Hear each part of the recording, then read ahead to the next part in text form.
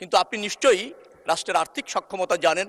আমার জানা মতে ৩৫ থেকে ৪০ হাজার কোটি টাকার মতো এই মন্ত্রণালয়ে বরাদ্দ পাওয়ার সম্ভাবনা রয়েছে বিগত দিনের হিসাবে।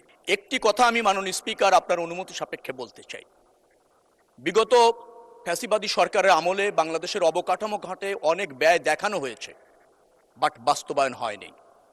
আমাদের জাতীয় মহাসড়ক বলেন, আঞ্চলিক মহাসড়ক বলেন এবং জেলা মহাসড়ক বলেন, তার অবস্থা জরাজীর্ণ, এটা সত্য।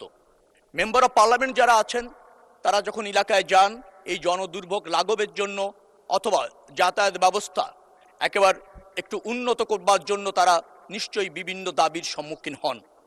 ইতিমধ্যে গত 2 মাসে আমি যে ডিও লিটার পেয়েছি তাতে প্রায় 3 লাখ কোটি টাকার প্রয়োজন হবে এইসব রাস্তা মেরামত এবং সংস্কার করবার জন্য।